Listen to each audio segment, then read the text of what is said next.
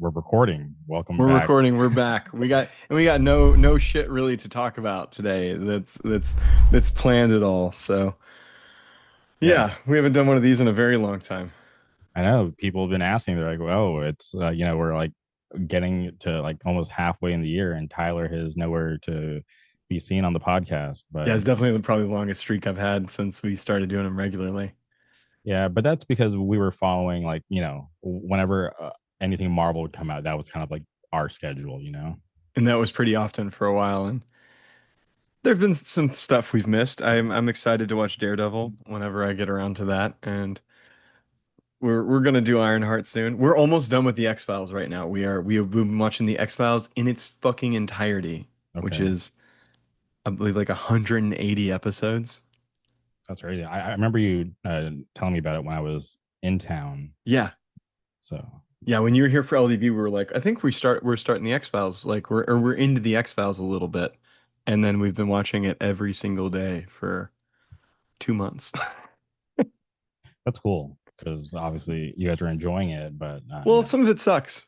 Oh, really? Yeah, some of it's really bad. But it's honestly even I kind of enjoy the ones that suck because like Okay. there's been a few episodes where we're just like laughing. So we're like, fuck, this is like so bad. Or like or the I mean it's Mulder, Agent Fox Mulder is a truly like despicable human being. So for him to be the protagonist in some of the episodes is like very tough because he sucks so much.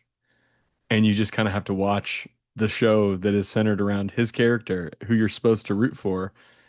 And I kind of wish he would die in like a officer involved shooting, like pretty regularly. There was one episode where he dies over and over and over again, and that one was awesome. Oh, it was like a Groundhog's Day type Yeah, it vibe. was a Groundhog Day type situation. They've had a few Groundhog Day type situation.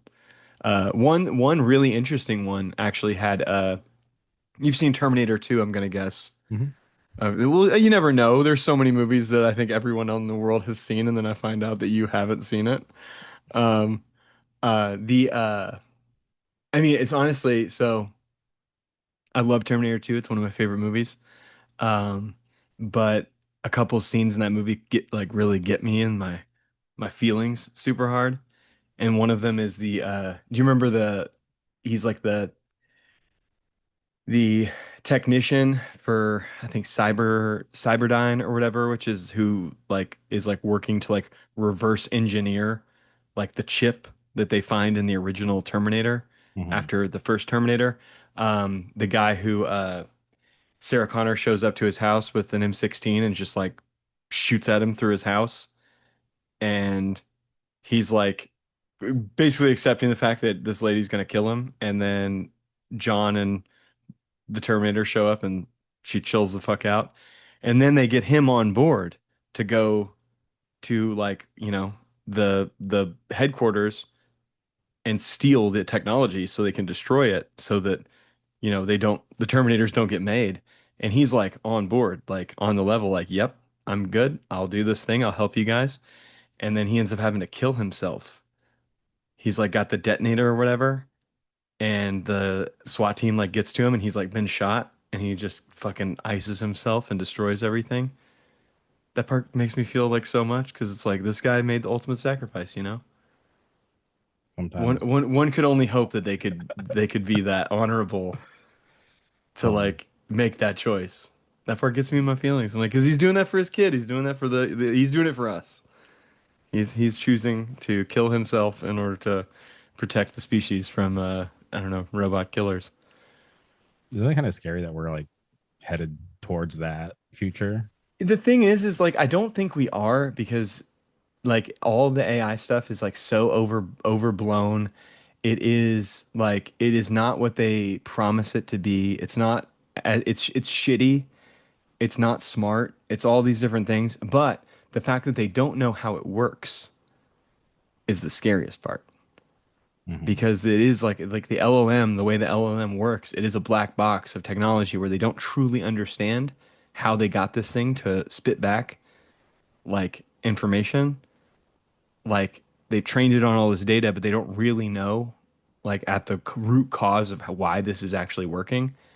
That's concerning because that means that eventually, if we do ever create like Skynet, it will be 100% on accident and we won't understand what we've done. Um, which, maybe God did the same thing when he, made us, as he was like, fuck, I was told mistake. Whoops. I made life, and life is awful for so Yeah. many of these creatures. Yeah, I don't know. It is scary. It is even scarier the fact that there are people who actively want it to happen.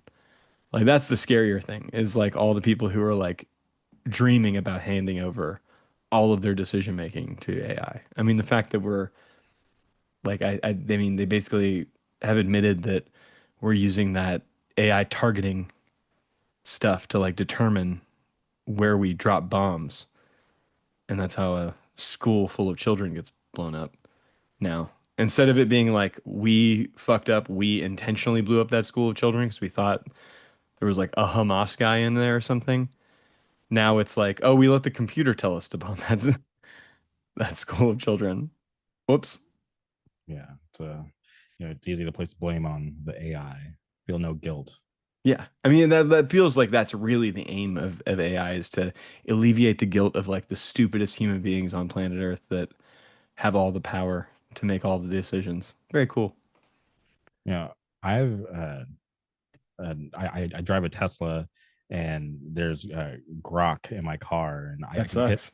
I can hit a button and just talk to Grok, and they'll talk back like a normal person. Like they'll have a full on conversation. It's really strange. Yeah, it's not good. Yeah.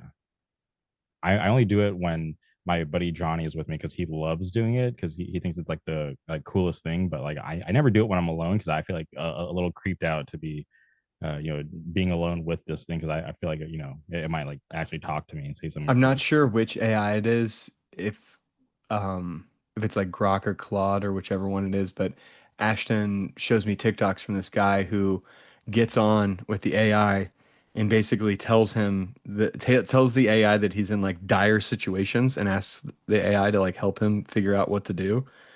And the AI is like so bad at like dealing with a dire situation. Like he'll like talk to the AI and be like, I'm in the middle of the ocean and I'm drowning. What do I do?" And the AI will like be like, huh, I don't I just stay calm. Like you're gonna get through this. It's gonna be okay. And he's like, why did you laugh? Why did you laugh at first? And the AI will be like, I'm sorry, I didn't mean to do that. And then like we'll like have this like whole like one he's like um I'm standing in the street and there's an anvil falling from the sky and it's right over top of me. What should I do? And it's just like, that's a pretty crazy situation. He's like, why did you laugh? Just calling it out. It's That's pretty interesting. awesome. It's pretty fun. I mean, it's just stupid. It's not real. It's not like real intelligence. It's a mirror that is that's worse at Googling than you are, but also Google sucks now because it's all AI. Yeah, they're always trying to suggest, hey, do you want to try this AI version of whatever It's you're trying all to AI do? now. Every time you Google something, you're using AI. They've legitimately they've hardwired it into how Google works now, in order to because every time that happens, money goes to these AI companies because the AI is being used, and Google has investment in the AI companies. So when the AI companies make money, it actually boosts Google's value because Google owns stock and gets it's so illegal what's going on right now. Like the circular funding that is happening right now is like if you showed this like people say like if you showed this to a Victorian child they would die, but if you showed this to like any lawmaker in like the early like in like the times when we were like busting up like trust busting and like breaking up Tammany Hall and all the different like I don't know, like political machines in this country. If you showed that shit to those people in like the 30s and 40s, they would die. They would be like, "There's no way." Like they would just eat a bullet immediately. Like we're fucked up. We're lost. We're a lost fucking species. Like the fact that we could ever get to this point of letting this much corruption and money just I don't know rule the people. It's fucked up. Sucks shit. What's up, Jamie? It's been a while since we talked about shit like this. Yeah, I know, but I enjoy it. I feel like whenever we get together, it's always just fun talking. Yeah, no, it's fun. It's fun. It's fun, but I'm also like no fun at the same time because it's like Ashton's pretty much a wet blanket on so many things, and I am too. I don't know which came first. I don't know what chicken or egg situation we are in. I don't know if I made her a buzzkill or if she made me a buzzkill. We both just decided to learn about why we're so pissed off all the time together. Yeah, crazy times for the country, but we gotta persevere. Yeah, I Hopefully mean, these. whatever. What you gotta do? You gotta go to work. You gotta find somebody to hang out with. You gotta have fun with your friends. It's the only real good thing about living. Yeah. Speaking of friends, today is our mutual friend Jim Barron's birthday. Today's Jim Brand's birthday. Yes, it is. I'm pretty bad at remembering birthdays. I'm gonna text his ass right now. Okay. I'm not Yeah. on the internet, so I've Yeah. been I've, I went straight from work to uh LDB meeting to eating dinner to now on a Zoom call with you. I appreciate that. Yeah, I saw it on social media, and what's funny is I was looking through like my Google Photos, and I don't have a single picture with Jim. Damn, you should fix that. I know because I swear I took one with him this year, but I must have just made it up because there was no such picture. Well, damn. But maybe in the summer. July 25th. Yes, I don't know if Yes. we're allowed to talk about that. Yeah, me and Ashton are getting married this summer. A lot of people will figure that out, I think. Okay. Well, I woke up to an email the other day, and I was like, oh, I was like, I feel so honored because you had mentioned it, but I didn't really hear anything about it. So I was like, oh, maybe I got uninvited. But then when I Oh got the no, dude. email, It just took us a very long time to okay, get the save the dates out, and I'm nailing down the food right now. It's gonna be so fucking expensive to feed everyone, but yeah, should be fun. well, thank you. I'm honored that I got the invite, and I like I said the first time we talked about it, I will 100% be there. Yeah, I'm excited. I'm excited to see all my friends for 5 seconds Okay. because there's gonna be so much going on. Yeah, you're gonna have a lot of people trying to get at you. But I hope everybody has fun and I hope everybody dances. That's all I really want to see is everybody dances. Okay. Well, Don't want to have a boring wedding. So hopefully it won't be. um, I don't know why my video froze. Your I video could is froze. I could be getting a phone call. Hold on. Technical difficulties. 1 second. Okay, not back. I'm back. You're back. Okay. It's lagging. Okay. You All right. Well, jumped around for a minute. yeah, I You think that's clipped for a second. okay. Or to see all that AI talk. I think the grok is coming from my car to my Mm-hmm. phone now into my computer, and it's Yep. upset.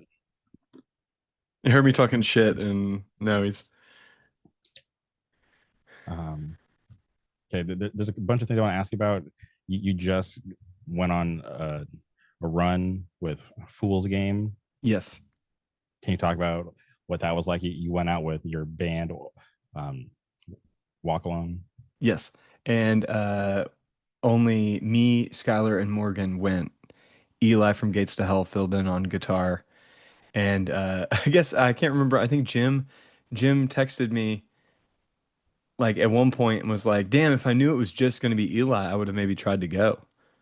And I was like, "Dude, you knew that the whole time that it was just going to be Eli because we weren't even going to think that you could take the time away from work and whatnot because we agreed we were going to try to do two little runs this year, one a little longer on the East Coast and then one in the Midwest." And Jim was like, "Cool, I'll try to do the East Coast one." So I didn't even consider him to go with us on the Midwest run. But yeah, me and Clemo talked about it in at For the Children. He was like, let's hit the road." Like, really being like, you know, guy who's seeing you at a show and is like, "Yo, we should do some shows." And you're like, "Yeah." And then he texts me later and he's like, "For real, let's figure this out." So, yeah, it's just a little 4 day run. Every band was booked and every show was booked by text message, I believe. No emails were involved in any of those shows. No guarantees were discussed, just hardcore shows put on by your friends, and all of the bands that played were hardcore bands, and it was pretty cool. Did you have a favorite show from the run? So Cleveland was cool considering. So I've not played No Class, formerly Now That's Class. Um, I've never played there before. I've been aware of the venue forever. We didn't play the real side of it. We played the bar side of it, which was a very awkward space. And the first thing I thought when I walked in and I saw the stage with like nothing on it, I was like, well, I wonder how this is gonna go. Because I was looking at it and I was like, I don't know how people stand in this room. I don't know how people face. I don't know how a band plays. But Cycle opened, which is a couple of the people from that band Self Interest from Cleveland and Cincy. And it was like it's like 90s core, like new age kind of like, Mm, that kind of shit. okay. Um, and probably my only regret of the weekend was like not moshing for Cycle because I think it was the only band I didn't mosh for at all. Oh wow. Um, yeah, I think I moshed for every single other band that we played with the entire rest of the weekend. But I was in that room. They were the first band of the tour. Kids were moving around a little bit, but there was like one of those like take turns moshing type situations, and I was like, I don't need to be in the way. I'm, chopped and unk, and I don't need to be like taking. I don't need to be taking space from the youth. Yeah. So, but that show was cool, better than could have expected it to be because it was competing with a sold out Haywire show in Columbus, as well as Poison the Well and Converge in Cleveland that night. But that was at House of Blues, and from what I could tell and what I gathered is everyone at our show was like, I don't go to House of Blues. That's just not a venue they go to. I think it has like barricade and shit, so they were our show did as well as it could on like a Thursday night, basically, considering the fact that like maybe 10 more people would have come if there wasn't for those competing shows. Mhm. Like it really felt like everybody who was there would have always been at the gig. But that was cool. And then we played Bloomington the next day. We actually did a radio show, and I can. So we were originally going to try to play like a live set, Okay. and the guy who would have recorded it, he got the days mixed up. So the engineer who would have like had to set up everything for like in the studio a live set, he didn't make it. So this thing Radio Ragazzo, the station is WFHB in Bloomington. We just went over to this dude's house and we just listened to hardcore and talk shit for like an hour. It was pretty cool. But I don't know. I think it was possibly supposed to air today, so I'm just gonna look it up and see if it actually exists, um, or if I'm just making shit up. That's awesome though. Cool But radio show. yeah, it might be cool. So this happened Yeah, before the show.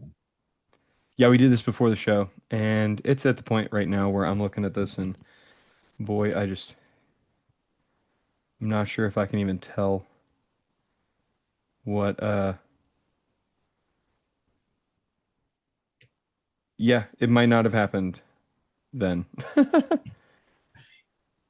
I'm looking at what was played, and it looks like they listened to Black Flag and Bad Religion and the Bouncing Souls and the Breeders. And that is not what we listened to. So I'm gonna guess that they ended up not airing ours last or not airing our. Oh wait. Oh yeah, I guess it would have been airing right. It's airing right now, and so I'm curious if our audio got fucked up. And I just talked about this for no reason, but it was fun. It was fun to just like hang out and talk about talking about music with like a dude who like isn't really in the hardcore scene, Hmm. but like kind of adjacent to it. Um, and Chance from What Counts was like tagging along with us all day, and is like a truly unhinged person to like be hanging out with for like hours on end. Um, so yeah, Bloomington was fun. That this band Get Right from Bloomington played. They've got I think a tape out on RTR, and they're fucking sick. They played the we did like a benefit for immigrant families, like an anti-ICE show in Bloomington in January, and they played that too. And they covered Small Fish by Righteous Jams. Okay. And I was like watching it happen and I like lagged. I was like they're playing like this song I recognize, Hmm. and I'm watching it, I'm going, huh, Small Fish. What a choice. I've never Yeah. seen this one before. Yeah. I don't think I've ever seen anybody cover that song. Never seen it. And I had the realization, I was like, the last time I saw this song, Righteous Jams was playing it. I should fucking mosh. So I like started moshing, but I was like 15 seconds late, like because I was just sitting there having like a whole like inner monologue watching them do this song I fucking love. I That's a good one. Um, but they at the show the other day, they did Get Lost by Stop and Think. And then when they were like done with their set, they were like, "This is for Tyler." Because I was like, asked him, I was like, "You guys doing that Righteous Jam cover?" And they're like, "Nah, we're doing Stop and Think." And I was like, "Ah, oh, shit, sucks." I was like, "That Righteous Jams cover is awesome." I was like, "The fact that you guys do a song no one else does, super cool." And then they did it just for me, and I fucking hit that pit again. Um, but yeah, it was awesome playing with Fool's Game every night though. Like Clemo's always been like super dope and supportive to me, and anytime I see him, and he's um like whenever Ashton, I always I joke with Ashton sometimes. We'll be somewhere and someone will like say what's up to me, and like at a show or something, and I it might be even be somebody I don't even know their name, Hmm. and she'll be like, "How do you know that person?" I go, "Oh, from the mosh pit. Like that's my friend from moshing." Like like you got school friends, you got work friends. I got pit friends. Like I don't really hang out with them too much outside of where we congregate to do our thing, but they're dope. And Clemo's definitely my friend from moshing. And yeah, no, it was awesome. He had some like super cool stuff to say, and as like a just a dude in like a regular hardcore band, it was like really nice to hear like, open honesty. That all that bullshit and like sappy stuff that I appreciate from hardcore. He was definitely doing every night, which from a band that just plays, you know, kind of mean mosh music, it was refreshing to see that every night. And yeah, but I mean, as far as the shows being good, like Springfield, Illinois is the best place to play hardcore in America right now, in my opinion. I've never been. Dude, it's fucking lit. It's awesome. Intervision headlined the show. They have one of the more fucked up sets I've ever seen. There's video of it on I think maybe on their Instagram, video from that show, and it is just so many stage dives. So many stage dives. It's like the kids stage dive instead of moshing Oh, in that's their Illinois. vibe out there. Like and it's not even like singing along stage dives. It's like just like the breakdown hits and you're diving instead of moshing. It's It's interesting. really cool. It reminds me a lot of like the way Springfield, Illinois is like an entire like their reaction to music is similar to the first 3 feet of an Alley Cat's United Blood. Like the first 3 feet of the room. Hmm. That's like the reaction at a Dumb Records show. It's just kids getting dove on the sides, and then kids like moshing a little bit in the center. So, and everybody looks cool. That's another thing. Like it's all like the dopest moshers in the Midwest are like either from Springfield or Peoria or St. Louis, which is close enough that they travel between. And Yeah, it was just super fucking dope show. It was like the only day we did good in merch. But man, I talked about this a little bit on Hardcore Troubadour. Um, but Jamie, this little kid band played. Okay. Bro, I'm gonna pull it up and I'll play it into the microphone because it was we were looking forward to it. I was looking forward to it for weeks, but I had been told about this band um, by Jack from Singer of Intervision, who booked our show. I've been told about this band because they're like high school kids, or at Okay. least like I think some of them are in high school. They are a youth crew band from Springfield, I believe. Um, like I say Springfield, I believe I'm pretty sure they're a Springfield band and they're not like a Peoria band. Um, they are called Winning Ticket. Have you heard this shit? No, never. Dude, okay. So I don't and I mean no offense by this. It's not good, Okay. but it's awesome. If that makes sense. I'm curious. It's like it's just so sick. But they do a Warzone skit similar to the Steamroll demo. They do a Warzone skit on it, and because I've listened to this shit like because I listened to this shit like no joke like 70, 80 times in the lead up to tour. I listened to this demo. I had I had it completely memorized, and I had listened to it enough that I knew these kids' names because of this, Okay. that I was actually anxious to see them. Yo, where the fuck is Charles at? I don't know, probably getting winning ticket woman or some shit. All right, fuck it. We don't need him. Drop the track. 1, 2, 3, 4.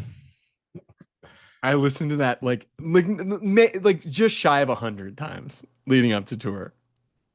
And seeing it live, how was It was it? awesome. It was so cool. I moshed.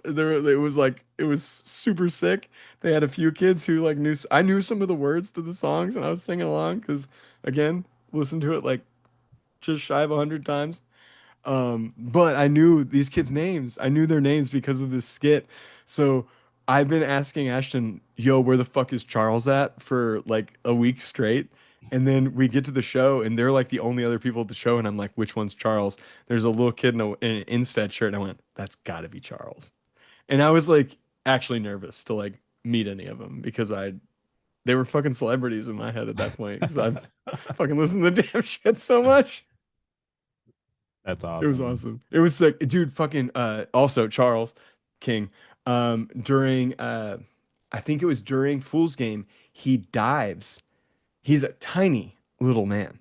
Hmm. He dives off the stage left onto the crowd and he army crawls across the horseshoe Like on people's heads. around the room. Yes. He army crawls around the room and he's getting over to the other side and it's like a little thinner over there and Hmm. I'm over there and I just put my hand on his fucking stomach and I just yeeted him back to the stage. So he made a fool. He made That's a full crazy. revolution in the room. And then I yeeted him onto the stage and then what did he do? Fucking dives again. So That's sick. that's crazy. It was awesome. It was one of the coolest shows I ever played. And we were covering Antidote on the run, and it was maybe one of the only nights where that went over at all well. Kids in Bloomington at least mosh, but nobody really knew what it was. Hmm. Um, and it more or less bombed both the other days, including in Louisville. I was And the about Louisville to, yeah. show was sick, but it was Easter, and I didn't consider that kids might not travel for a show on Easter. Hmm. And I learned my lesson that I should at least be somewhat aware of the Christian holidays, which I've never had to be. Being I've I don't really celebrate Easter, so yeah, I wouldn't even have thought of that. when I booked these shows months ahead of time, I had fucking no clue it was Easter weekend. Yeah.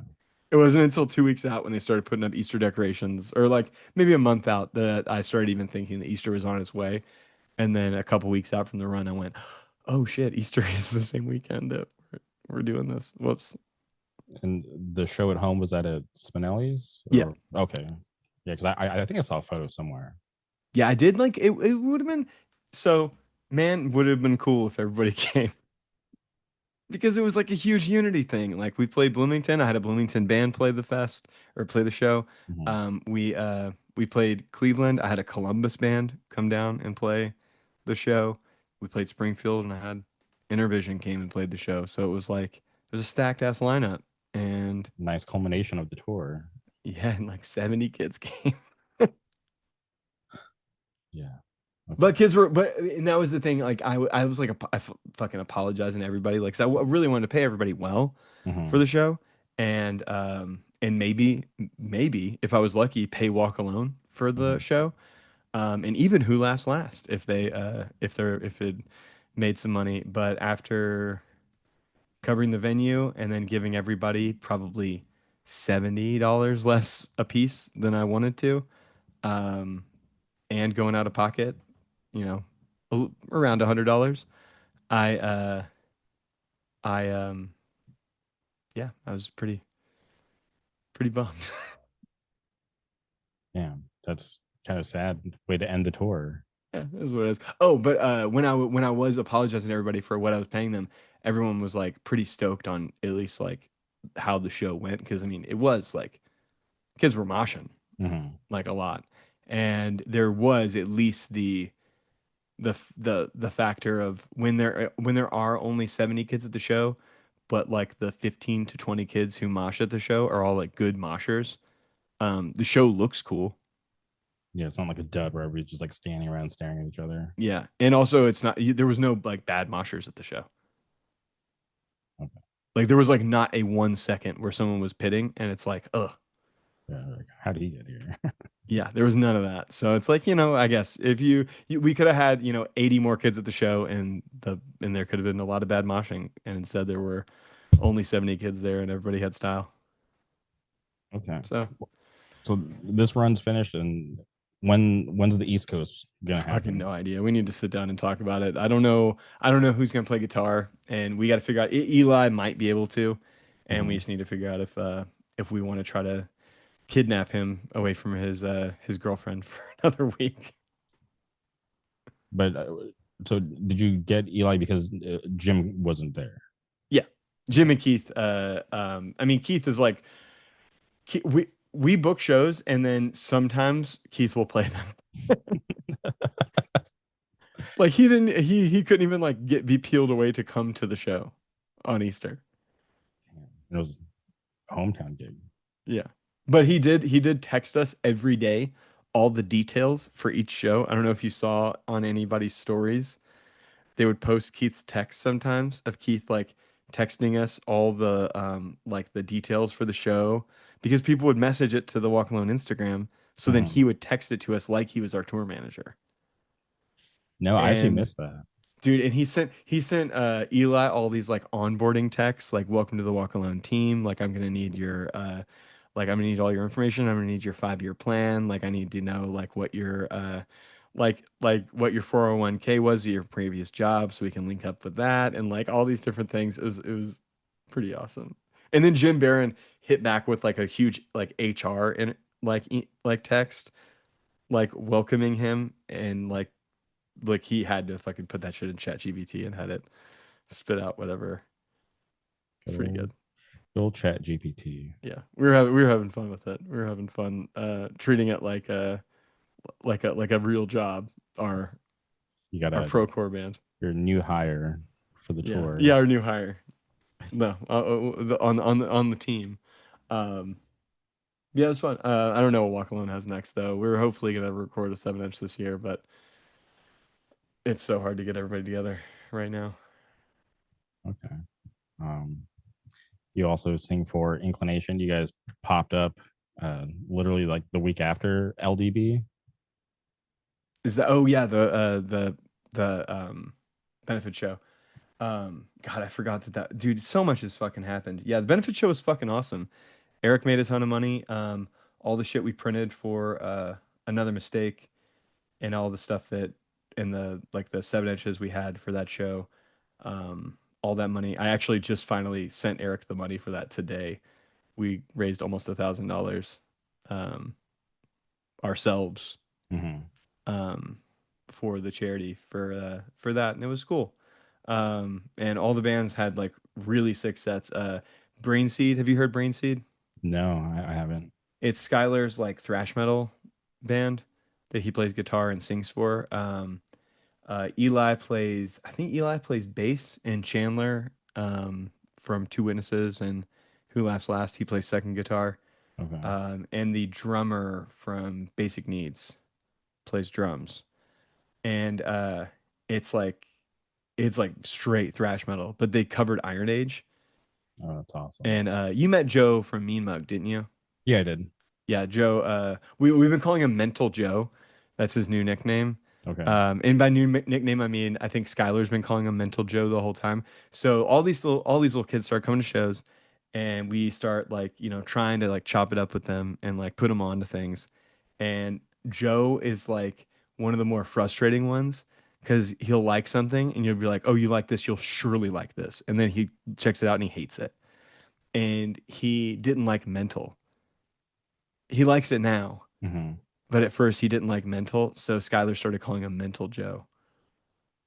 Wow. And I gotta start remembering to call him that. I think I changed his name in my phone to Mental Joe finally. But Mental Joe sang the Iron Age cover, and it was fucking awesome. But yeah, it was probably one of the better inclination sets we've ever had in Louisville. It was sick. I'm just curious about you, when you played with Another Mistake. Like, what was that like to go up there and play those songs after so long? Very weird. I everything we talked about, I didn't really want to do it. I know, no, I don't think we ever had a chance to talk about it like too in depth. Like, I knew it was happening, but I don't think I ever asked you about it. Yeah, so I didn't really want to do it, but when Eric asked me, I was like, my immediate thought, and I even said this on stage, I was like, when Eric asked me to do this, I uh, I thought I thought there's no way this will happen, Hmm. but I'm not going to say no. And then I texted Jim, and I texted everybody, and I was like, yo, can I give you a call? And I texted Jim, and I was like, can I call you? Called him, and I was like, yo, Eric was wondering if Another Mistake would be down to play, and he goes, oh sure. And I was like, oh, okay, all right, well, I'm gonna hit up Keith, and if Keith's down and AJ's down, I'm down. But if any of them aren't, then we're not gonna do it. And Jim was like, okay, cool, sounds good. So then I text Keith and I call him, and Keith's like, absolutely, I'm in. I'll do that. We originally just gonna do 3 songs. We ended up doing 4. But Keith was down, and I was like, fuck. All right, well, surely AJ's not going down. And then AJ was down, and I was like, fuck, I guess we're doing this now. And then since Dustin played second guitar for like the longest stint of time in the band, I was like, we would have done it if Dustin didn't want to do it. Hmm. But if he was down, I wasn't going to do that without him. And there was a little bit of hurt feelings. Like the last drummer in the band was a little bummed he didn't get asked, but it's 4 songs, and he hardly ever played any of the songs right in the first place. So like to get up there and play at least one of them wrong didn't Yeah. feel like something I wanted to really. And also, that's another person to like try to schedule a practice with. Like it's hard enough to get the 4 of us to like. It was hard enough to get the 4 of us together, and then Dustin only got 1 practice with us before the show. But yeah, it was fun. I will say, dude. Okay, so a couple funny things, little fucking lore. And God, I forgot that when we don't have like a movie or something to talk about, I just talk the whole time. Yeah, this is literally like what happens after we talk about like the Marvel shit. So Yeah, I just tell you it's stories. fine.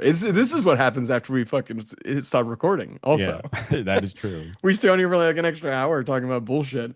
But we so we're playing the gig. Also, I did we printed a shirt for the show that was based on an old tour cover that we did for the Lies for Less 7-inch. There was so one of my favorite movies since I was a child. It's fucking it's played. It's completely played out, but Die Hard is one of my favorite movies. How many people say that?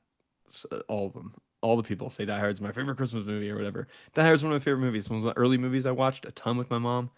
But there was, I want to say it was the first Midwest run that Another Mistake ever did. We made a tour cover for the 7-inch, and it was Ellis from Die Hard. How familiar are you with Die Hard? I've never seen it. You've never seen Die Hard I've still. never God. I've Okay, never seen now that. that I'm saying this to you, I realize we've actually been through this before because you haven't seen Planes, Trains, and Automobiles either. You haven't seen any of the movies that have made me me. And I just have to know that you don't know me as well as you know me, Jamie. Without seeing those movies, Okay. you can never truly know me. Wow. Well, you've never put it like that. So see, that's a different perspective. Okay. All right. See, Those were formidable movies for okay. me. Okay. All right. They're in my DNA. They'll Okay. play as my dying brain drifts off as Okay. the cells melt away. I will be watching Planes, Trains, and Automobiles and Die Hard Okay. until I'm no longer here. But there's a fucking shithead character in the movie named Ellis who's doing coke at one point in the movie, and we made these tour covers. Picture Ellis on the back. It says "Another Mistake Lasts for Less. Never trust a cokehead." And I was like, man, that would be a really funny thing to like bring back for this. So I send Eric a shirt design version of this tour cover, and then Mhm. we made like show covers, like for that day, just 25 of them. And I don't know if you know this, but have you ever seen the Rocky? Um, I think they're screened, but it's the Rocky cover of "The Beat Goes On" by Blacklisted. No, I can't say that I have. It says Blacklisted, and it's got like him like on the top of the stairs, Mhm. and on the back of those covers in Sharpie, um, I don't know if it was George or who it was, but someone wrote an individual thing on the back of every one of them, something Mhm. different. Okay. So I sat there before the show while it was like me and Ashton sitting at the table, like as people are coming in the door, and I'm writing something different on the back of every Another Mistake cover. And then Ashton's like putting them together. And then we're like selling them as like I'm putting together. And then when it was done, I just set them all on the table. And then when people would buy them, depending on who it was, I would like peek and I'd see like if they're getting a good one or not. Like I think one of them said Todd Jones is my Morrissey. Um, um, Speaking of Blacklisted, one of them said Blacklisted was my favorite band until they wrote 3 terrible fucking records. Oh wow. Okay. Um, I can't remember some of them. One of them was American Nothing is better than Give Up the Ghost. But yeah, there's like a bunch of like I think one of them just said like listen to Murder Weapon. But I did that for that. So it was I was like in like a mood before we even like played of like really like kind of giving a shit Mhm. about it. So when we got up and played, it was really fun. And we opened with the song that Mo sang on. And this is funny because so Could Be Me played first, and then I think, I'm trying to think, we played before Two Witnesses or after Two Witnesses. I can't remember which way it worked. Mhm.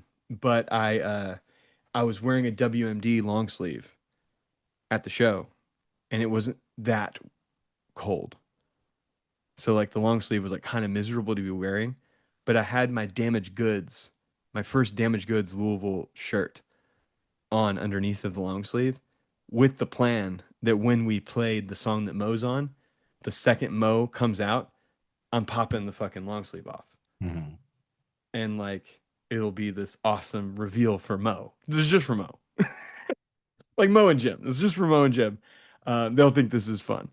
Um, so I do this and I'm like suffering while I'm like moshing to Couldn't Be Me, and while I'm like moshing to the damn Iron Age cover, I'm like suffering in the fucking long sleeve because it's not cold enough to need a long sleeve.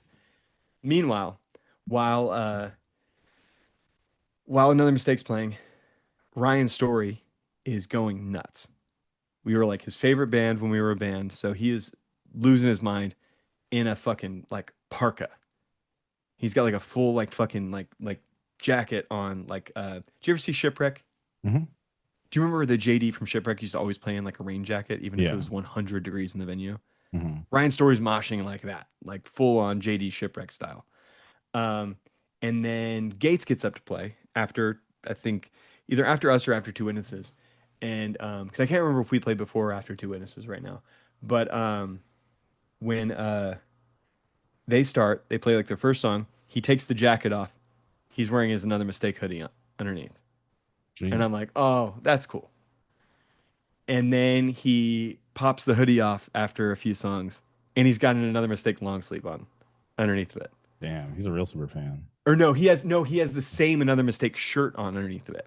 Okay. But I see that he's got it on over a long sleeve, and I can see the print, and I'm like, he's wearing that over Another Mistake shirt. Hmm. And then I noticed that all of his shirts are different lengths, and he clearly has 3 more shirts on underneath of those shirts. That's insane. And every couple songs, he takes another one off, and he's wearing a different Another Mistake shirt under every single one. Like 6 or 7. That's I can't believe he's wearing that much clothes and not And passing out. I was dying in a long sleeve. I was like fully like hyperventilating in a long sleeve for just like 2 sets and then like 1 song. Yeah. And this motherfucker was moshing for our whole set wearing all those clothes. One of the funniest things, I was dead. I was dead when I realized what he was doing. I just fell down and was just sitting on the ground laughing for the longest time. It was awesome, but it was fun. We did the Inclination did the HopeCon cover again too. How did that go over? I didn't fuck it up this time. I didn't fuck it up this time after a full 2 years of Dave Bogger giving me shit for fucking up the HopeCon cover Hmm. at LDB Fest 2 years ago. Dave Bogger fucked up the HopeCon cover in the exact same way that I did 2 years ago. Wow. That's He tried to come up and grab the spare mic, and he started to, and I looked at him, and then he just turned like full on red and was so fucking embarrassed. And I was like, that's what he gets. That's what he gets. He's been giving me shit for a fucking full 2 years. And then there it is. now it's his turn to have Yeah, to eat son it. of a bitch. Okay. Well, it looked awesome. It was fun. Yeah, great cause. Glad Eric's doing better. Yeah, no, he's doing a lot better, and even though he's never gonna let any of us forget. Um, any news about Inclination? I don't know if we can talk about this. Road trip that me, you, and Steve went on. There'll be a new record. Those songs will be out at some point, hopefully. Okay. It's tough right now. I mean, with what's going on, like Yeah. it's really tough. We There's like a couple of things we've been asked to play that like everybody's kind of game for, and we're just waiting till it feels like it's appropriate to talk to Chris about anything other than like how are you doing? Hmm. Because like his oldest friend in the world is no longer here, and it fucking sucks. Yeah, that's. I remember when I, was alerted to that news, and I was just so caught off guard. I'm like, holy shit, this doesn't even seem real. Yeah, no, it's we were legit. We were in the. I'm always gonna remember because it sucks so much that this is what I was talking about when, or that I literally had just brought this up, and then Morgan turned in the van and was like, "Bo's dead." But we were in the van and we were all cutting up and joking around, and then there was like a second of silence, and I went, "So, dude, we haven't even talked about Christy Gnome's husband's big giant gazongas." And then Morgan turned around and was like, Bo's dead. And just the mood went from Like we're on the road on the way to the first show of the run. Hmm. Like none of us have been out. None of us had been out together in this capacity ever. Like I'd never been on tour with Skylar in the same van. Like Constraint had done a couple tours with End on End, and but we were always in different vans. Yeah. And I've never toured with Morgan before. And me and Eli have toured a little bit because of Constraint touring with Gates, and when he's rolled along, when he were the times when he was in Gates and we were playing together. So we're like, having a blast. And this is Ashton's first time on real tour. She's come to gigs, she's come to fest, but she's never been on an actual tour. So we're all just having such a good time. And then I try to bring up Christy Gnome's husband and his big giant boobs scandal thing, and reminded that yeah, that's how I found out. So it was it's crazy to me. And then like I don't know, Alex was like hit me up later to like see how I was doing, because I mean, me and her have known Bo for about the same amount of time, Hmm. and because she wanted to make sure that I knew, because like she had the realization that if I was just like at work, unless somebody told me what happened, like I could go like a whole day. Yeah, because you're not plugged in. I'm not plugged in. Yeah. So I remember talking about that a little bit in Cleveland, like I don't know, just opening up that like if it wasn't for me doing this right now, I could have worked my whole day, gone home, watched X Files, and maybe not found out for a day or so what happened. But I mean, Ashton would have probably let me know when I got off work, or when I was at work, she would have probably seen it. But it depends on how busy you are. That like that's how you find out about this shit. And yeah, it fucking sucks. It sucks too because it's just like, I mean, knowing everything that was like going on a little bit too, like like I know how much I was told to like fucking kill myself over just like saying like something that got taken out of context. Hmm. Like I can't imagine like, the amount of ill will and bad faith that people were sending his way over something that was none of anyone's business really. Like your previous relationships that were messy, like that's between you and that person, and it's not really, I don't think, anybody else's business to bring up. But man, enough people tell you you're a piece of shit, you might believe it. And if you feel like there's no way you're ever going to come back from this, then ending your life makes sense to a certain extent, and that sucks. So like, I don't know. I think people need to be careful when they cancel someone, or when they make somebody a main character of the internet, or you like to think about the repercussions of that. And do you want to have that, if that person, it feels like their life is ruined. Like, I mean, I like, it's something I talk about with coworkers sometimes. Like, um, people in America right now are like a gambling addiction, or the loss of like a significant relationship away from a mass shooting at all times. Like, there is like, or like a medical catastrophe. Like, any of those things can like push you to the brink of like, well, I should just kill myself and like as many people as possible. Like that can like just cross people's minds in a moment of vulnerability, and they take a drastic action. So if we're not like creating like roadmaps for people to either get away from the darkest fucking thoughts they have, then those darkest thoughts can just take you. I don't know. It just sucks. It sucks. It sucks to know that like a contributing factor to this like could have been that. Could have been feeling like there's no way he's ever gonna outrun people's, you know, bad opinion of him. And I don't know. It's tough.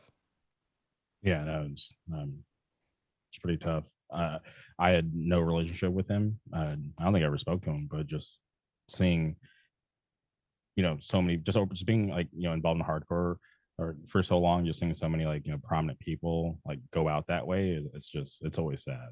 Yeah, he was a great hang. I'd say that about Bo. Like always, he was a great fucking hang. He always, Like he could talk real, and he was always interested. Like that's another thing. Like it wasn't like when you talked to him, everything was about him or anything. Like he was like a truly like relatable person and very fun to be around. But he may not have thought that about himself. Which is sad, you know. Yeah. Yeah, I don't know. I think like like and like people say like like check on your friends, yada yada. Like, but like you can never know how somebody's doing. So like you can't ever feel like you could have done anything different. But the only thing you can do is when you think about your friends, text them. Like this isn't like just like a like every day you got to have a list of people that you check on. Mhm. But it's like today I sought out Andy Norton from Praise, who I've known for years. I sought his number out because I was listening to a 7 Seconds record that I've never heard before, and I needed to let him know. As the person I know who is like number one 7 Seconds fan, I need to let him know I was listening to 7 Seconds record, and I wanted to know his thoughts on it. And that might be the only time I talk to Andy this year if I don't see him at a show. But I at least reached out, and we didn't talk about anything. Well, we did talk about how fucking crazy the world is, but it didn't have to be. Like, it didn't have to be that. It could have just been a conversation about 7 seconds. And and yeah, I mean, even like me, like Chris right now, like I toiled over like being another person, like bothering Chris about the loss that he's had, and I decided to just let him know, like, hey, I love you. I'm here if you need me, but if you don't feel any pressure to respond to me right now. This isn't about me needing to feel good about myself because I, checked on you. This is me just wanting you to know that if you didn't know I was here, I am. Mhm. And then he texted me back, and then a couple days later I texted him asking, "Hey, what was that band that the singer from Go It Alone was in between that sounded like Damnation?" And he texted me back, "Devotion." Because again, like that can be all you need. That can be all a person needs sometimes is just like to have you text them about something fucking normal. Like that you don't have to text all your friends and say like, "How are you doing with your depression?" Yeah. You can text them and ask them if they've ever heard the band Depression. Because they should check that shit out. It's good.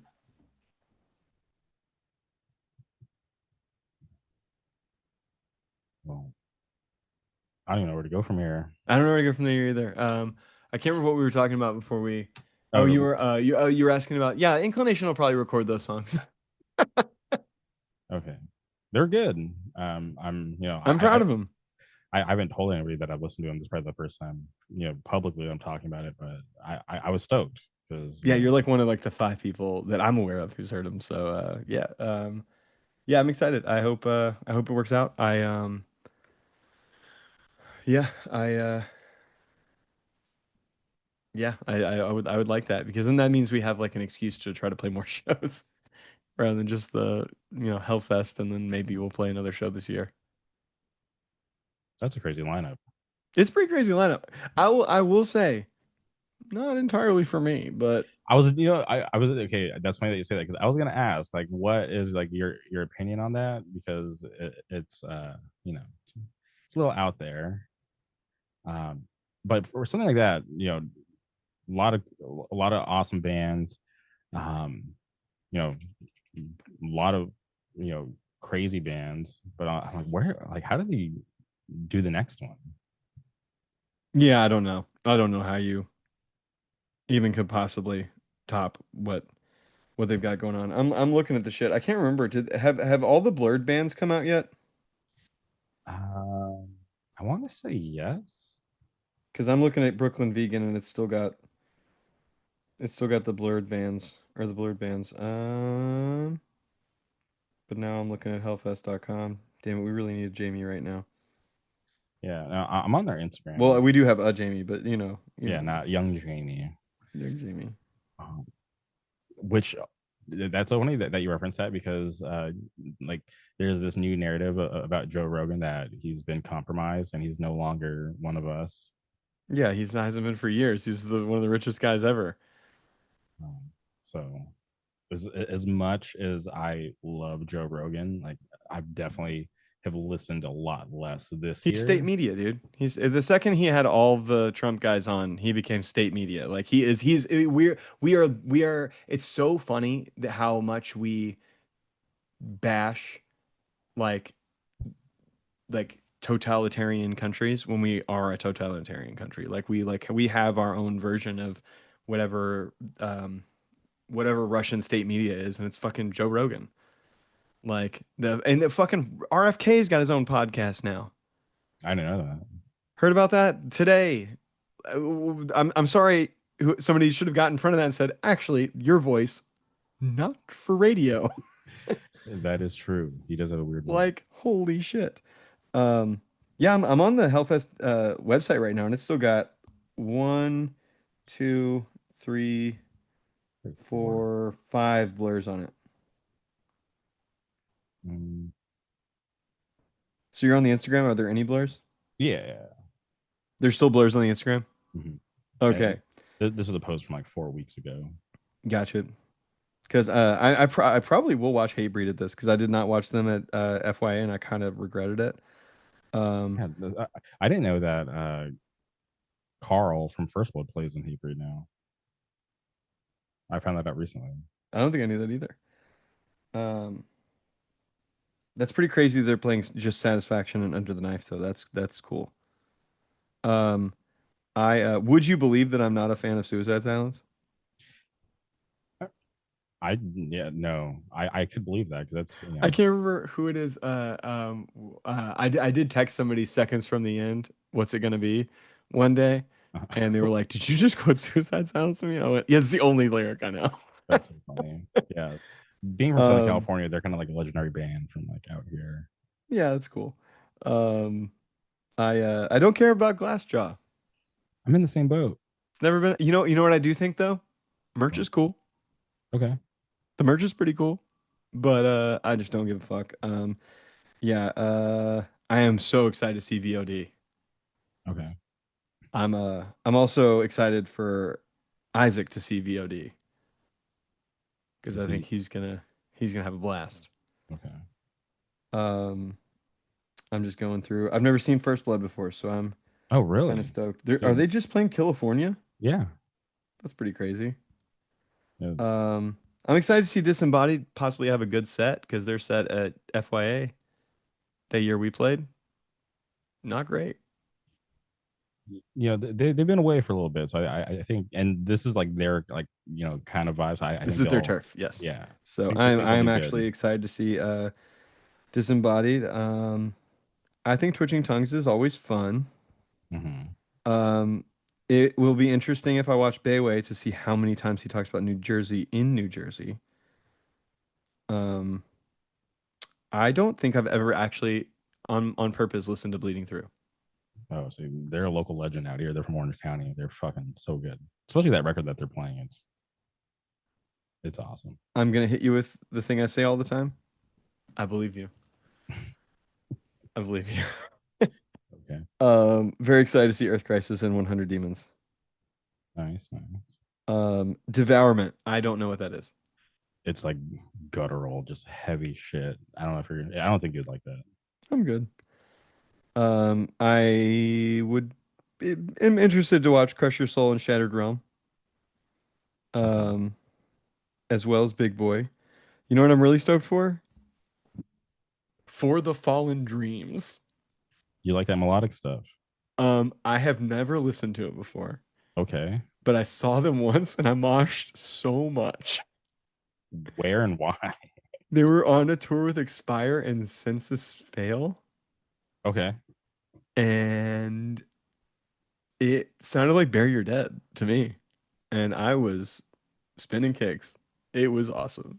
Everybody there sucked at moshing, and it was so fun. Yeah, I had a great time. I'm excited to see Turmoil again. Yeah. They were great at FYA. I've never cared about Recon, but I might So watch. good. They're so good. I Promise the World.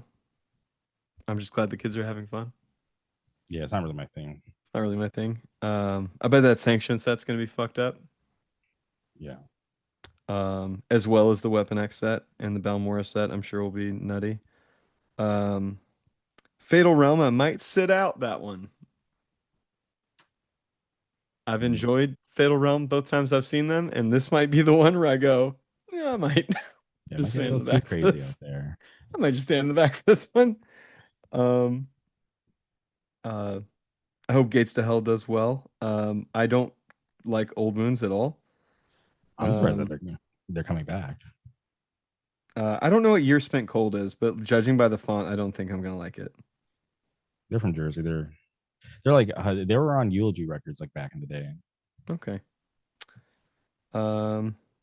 Harvest might be cool. Christian hardcore coming back. Yeah, Harvest might be cool. Volcano will be sick. What the fuck is OLTH? If I'm being honest, I have no idea. Okay. It's up pretty high for me to not have any idea what the fuck that is. Has Laid to Rest been playing shows? I don't think so. Um, but yeah, I can't read this thing. I can't read this other thing. Rosa Sharon, I don't know what the fuck that is. I don't think Holder is for me. I don't think Killing Me Softly is for me. I don't think In Loving Memory is going to be for me. I can't read that. That's not the guilt from here, so I don't know if that guilt is any good. I can't read that. I don't like the Dream Fatigue font. Neolithic will be sick. I don't know what As Sham is. I can't read the thing below that. Yeah, some of these fonts are Um, kind of hard. I can't read the thing next to Point of Contact, but I am very excited to see Point of Contact. See, I can't believe that band's playing. I love Point of Contact, but I'm just like, you say you're done, but you're not done. Are you coming back? Please just come back. Write another record. You guys rock. Yeah, the last one's awesome. I never got to see him play off it, so I'm gonna go nuts. Yeah, I think they might have done like one or two shows off that Streets of Hate release, and then that was it. We never played anywhere near me. I've never seen Living Weapon, but I bet kids are gonna act so stupid during it. Yeah, they're rare these days. I cannot tell what the fuck is next to Point of Contact. That Bloodshed Six shit rocks. Fuck, I can't talk. Mhm. I'm excited to see that. I can't tell the shape. I don't know what that is. Anadonia, do you fuck with that shit? I don't even know what that is. It's this kid Joey from Michigan who's like fucking A plus mosher. Plays Okay. guitar in it. I fuck with him a little bit more than I fuck with the band, but I am excited for them to get an opportunity to do this or whatever. Um, oh my God, what the fuck? Why did this just happen? All of a sudden the flyer that I'm on right now went red and isn't letting me see. There we go. Okay. Um, and what the fuck is awaiting Eschile? Your guess is as good as mine. Nah. The Distance. Is that The Distance? I don't know. If that's The Distance, then I'm going off. Um, Also, I just realized I went across in a weird way. I can't read whatever's over top of us. Um, I think I'm too young or I'm too old for the Out of Pocket Pit. Too Pure to Die. Oh, look at. I didn't There it plan is. this. But You're rocking it. Not gonna lie, I've never heard that shit. just some awesome straight edge music. Are they is Too Pure to Die? Are they Iowa? If I'm being honest, I have no idea. I think they might be an Iowa band. Um, Advent is Christian hardcore is coming back. some shit. Wings of what? Scarlet? That's not for me. Nehemia. Yep. Um, I think this says face yourself, but I don't know what the fuck that is. Negative Force is gonna be awesome though. I'm fucking stoked for that. New Jersey locals. Yes, and XL Bully. I'm very excited for XL Bully. XL Bully might be the band Ashton is most excited for. Ashton is gonna be most excited to see the opening band at one of these days. Um, but yeah, XL Bully, Negative Force, Bloodshed, Point of Contact, Neolithic. I'll be in those mosh pits. And then for a lot of these later bands, I'm gonna be watching kids kill each other. Yeah, it's a crazy lineup. It's a pretty crazy lineup. But it's one of those things where it's like, this is gonna be a lot more me watching bands than participating, which is fine because we have to play on fucking Sunday. So I gotta live through fucking 2 days of a hardcore fest before playing. Not bode well for my fucking physical being. Well, at least you're showing up, supporting. Oh yeah, dude, I'm gonna be there. I'm gonna buy at least 5 t-shirts that weekend. Yeah, I always tell myself I'm going to stop buying t-shirts, but I'll never stop. No, no, dude, I'm troubled with that. I need to start getting rid of some of them, but then I don't. Yeah. What can you do?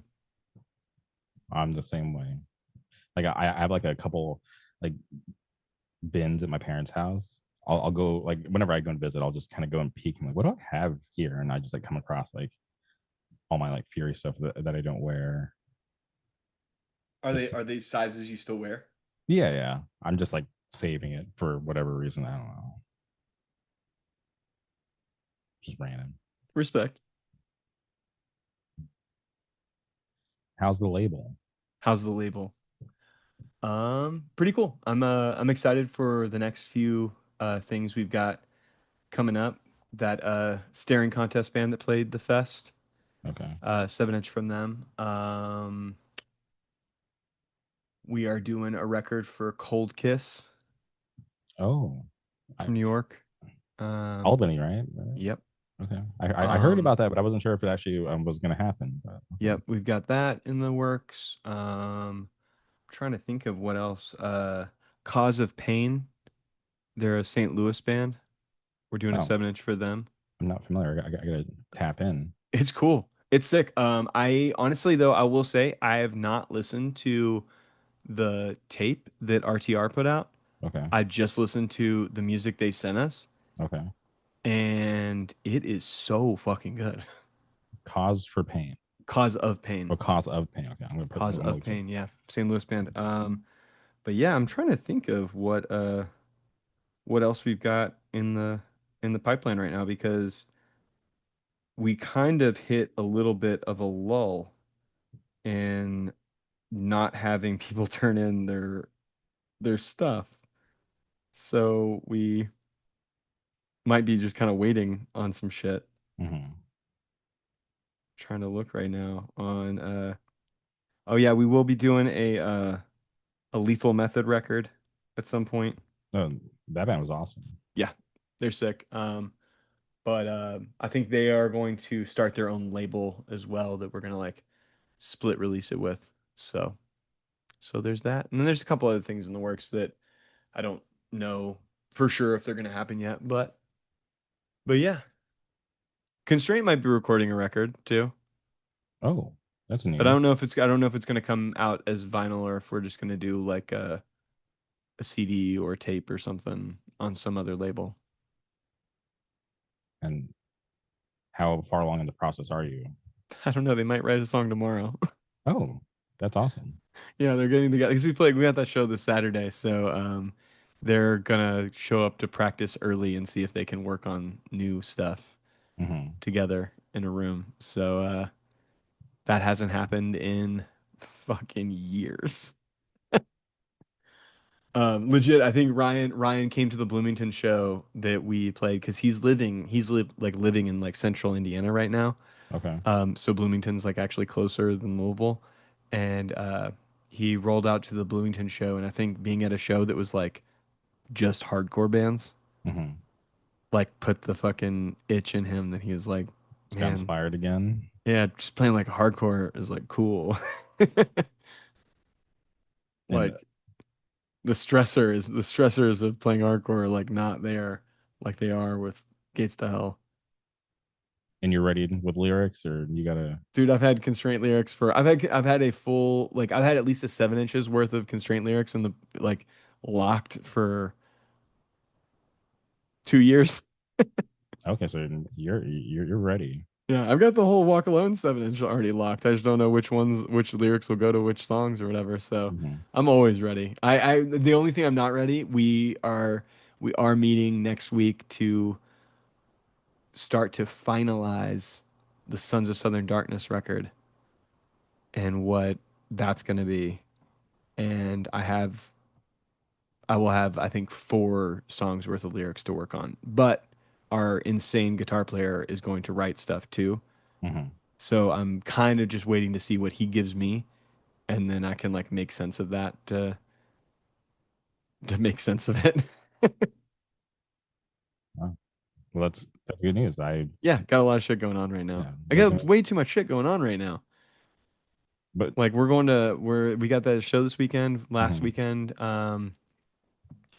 Last weekend we had that Discern band from Springfield was in Louisville with fuck like an emo band, and then I'm trying to remember the band that was from both Springfields were in the house. Springfield, Missouri, and Springfield, Illinois were both in the house. I can't remember the Springfield, Missouri band right now, but it had members from Primitive Rage in it, and they were fucking sick. They were hard. God, what the fuck was that band called? There's no way I can look it up on the iPod because I can't access Instagram. I would have to try to get away from Zoom to look it up on the computer, and I'm just too afraid I'll close out of our conversation It's okay. because I don't know how to work shit. Um, but we had that, and then the weekend before that was our shows, and then I feel like there was something going on the weekend before that, and then this weekend we got World I Hate, and then next week we're going to Boston for a Cox Bar,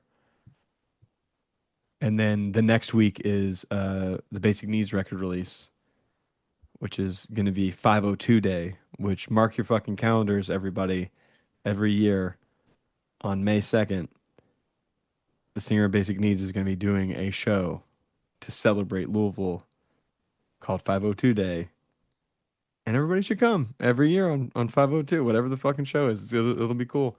This one's it's Basic Needs record release with Gum and Self Interest is playing, I'm pretty sure. I can't remember who else is playing. I think it's the kids in Mean Mugged have a new band called Jump Ball Okay. that I think they're splitting a set, I think, with Takeaway. I think both of them are playing. No, I can't remember who else was playing. I'm terrible at helping at show promoting, but it'll be fun. I think that's a cool idea. 502 Yeah. day. Yeah, no, legitimately, I like as soon as he like started talking about it, all of these different cities were like, "Fuck, we already missed ours."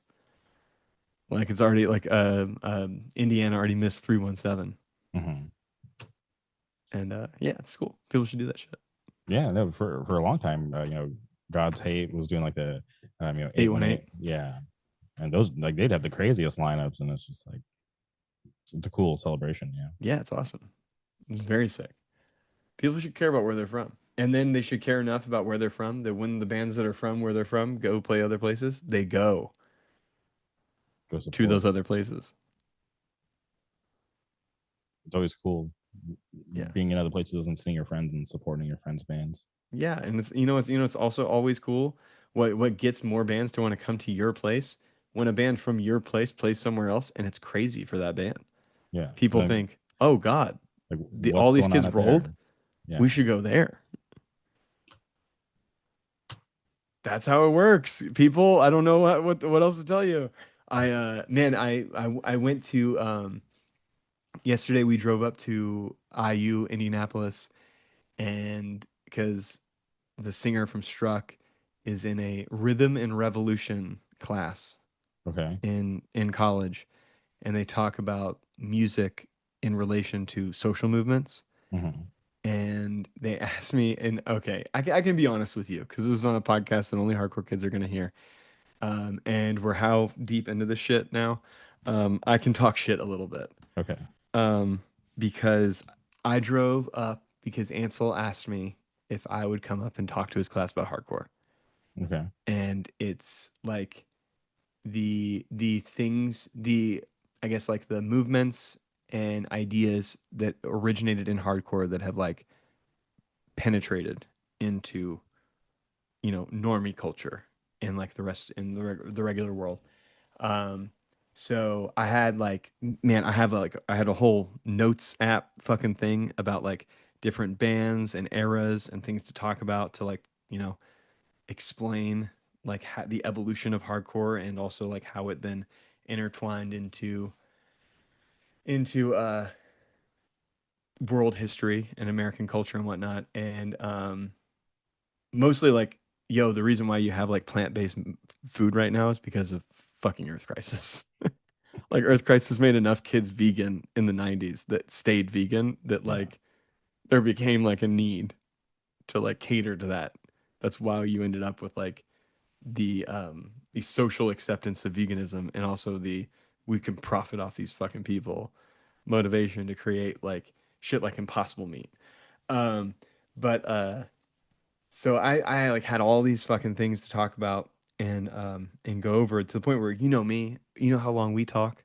Yeah. I could have talked to those fuckers for like 2.5 straight fucking hours. But they had this girl get up before me. They had two other people to like share during this like hour in, I think it was like an hour and 15-minute class or something like that. Hmm. And the first girl just went through and self-promoted her like own music, Oh God.